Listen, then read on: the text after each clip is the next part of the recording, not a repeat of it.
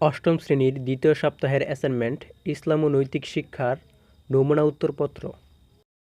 প্রথমে দেখে নেই অ্যাসাইনমেন্টের কভার পৃষ্ঠার নমুনা। কভার পৃষ্ঠায় অবশ্যই অ্যাসাইনমেন্টের নাম, শিক্ষকের নাম, শিক্ষার্থীর পরিচয় এবং বিদ্যালয়ের নাম স্পষ্টভাবে লিখতে হবে।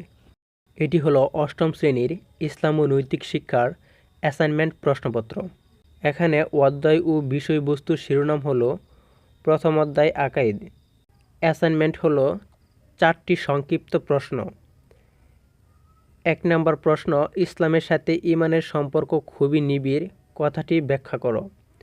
2 নম্বর প্রশ্ন, কপটতার নিদর্শনগুলো কী কী? 3 নম্বর প্রশ্ন, নবী রাসূলের পার্থক্য বর্ণনা করো। 4 নম্বর প্রশ্ন, হাশরের ময়দানে কয় ধরনের শাফাত কার্যকর হবে ব্যাখ্যা করো। আমরা কভার পৃষ্ঠায় অ্যাসাইনমেন্টের ঘরে লিখব আকায়েদ সম্পর্কিত সংক্ষিপ্ত প্রশ্নের উত্তর। তারপর পরবর্তী পৃষ্ঠা থেকে অ্যাসাইনমেন্টের উত্তর লিখব। এখন চলো দেখে আসি 4টি সংক্ষিপ্ত প্রশ্নের সমাধান।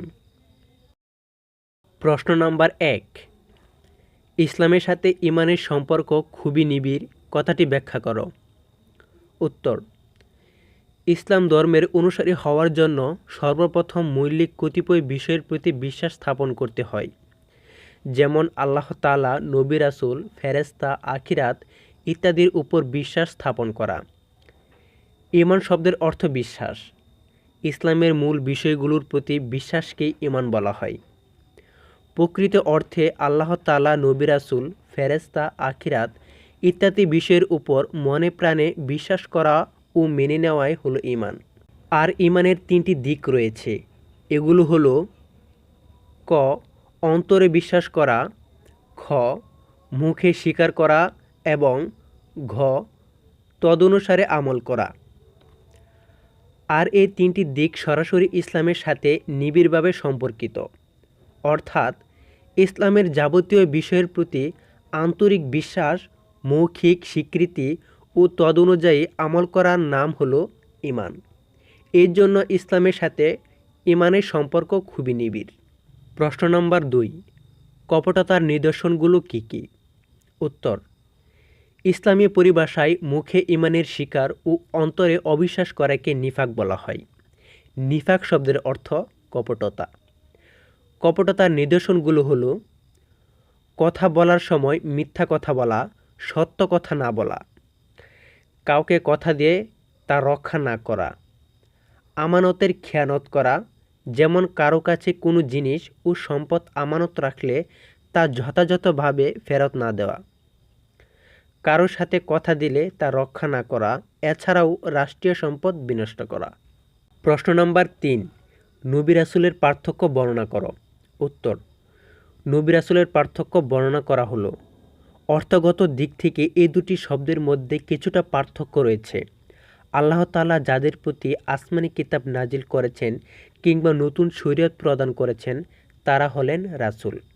আর যার প্রতি কোনো কিতাব অবতীর্ণ হয়নি কিংবা যাকে কোনো নতুন শরীয়ত দেওয়া হয়নি তিনি হলেন নবী।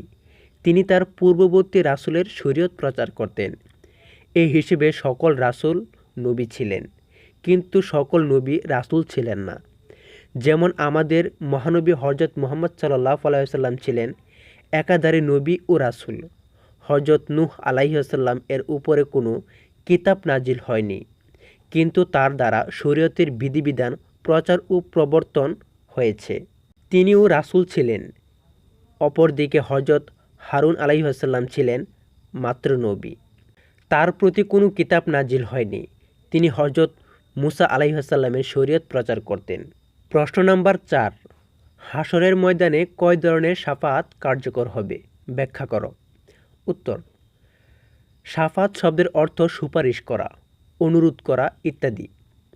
ইসলামী পরিভাষায় কল্যাণ ও ক্ষমার জন্য আল্লাহ তাআলার নিকট নবী রাসূলগণের সুপারিশ করাকে শাফাআত বলে। হাশরের ময়দানে 2 ধরনের শাফাআত কার্যকর করা হবে। 1, শাফাআতে কুবরা, 2, শাফাআতে সুগরা। শাফাআতে কুবরা, কিয়ামতের দিন সকল মানুষকে এক বিশাল ময়দানে সমবেত করা হবে। সেদিন সূর্য খুব নিকটবর্তী হবে। মানুষ অসহায়হীন দুঃখ কষ্টে নিপতিত থাকবে। এ সময় তারা সকল নবীদের নিকট উপস্থিত হয়ে হিসাব নিকাশ শুরু করার জন্য আল্লাহর নিকট শাফাআত করতে অনুরোধ করবে। তারা সকলেই অপারগতা প্রকাশ করবেন। এ সময় সকল মানুষ মহানবী সাল্লাল্লাহু আলাইহি ওয়াসাল্লামের নিকট উপস্থিত হবেন। তখন মহানবী সাল্লাল্লাহু আলাইহি ওয়াসাল্লামের সুপারিশে আল্লাহ তাআলা হিসাব নিকাশ শুরু করবেন। এই শাফাআতকে বলা হয় শাফাআতে কুবরা। শাফাআতে সুগরা। শাফাআতে সুগরা কিয়ামতের দিন পাপীদের ক্ষমা ও পুণ্যবানদের মর্যাদা বৃদ্ধির জন্য শাফাআত করা হবে। এটা হলো শাফাআতে সুগরা।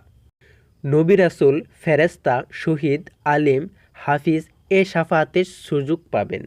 নিম্নোক্ত বিষয়ে শাফাআতে সুগরা করা হবে। ১. যেসব মুমিন পাপের কারণে জাহান্নামের উপযুক্ত হবে তাদের মাফ করে জান্নাতে দেওয়ার জন্য শাফাআত। ২. যেসব মুমিন পাপের কারণে জাহান্নামে প্রবেশ করবে তাদের জাহান্নামের শাস্তি থেকে মুক্তি দেওয়ার জন্য শাফাআত। ৩. জান্নাতীগণের মর্যাদা বৃদ্ধি করার জন্য শাফাআত। আমাদের ভিডিওটি যদি ভালো লেগে থাকে তাহলে অবশ্যই ভিডিওতে একটি লাইক দিবে এবং সাবস্ক্রাইব করে আমাদের পাশে থাকবে।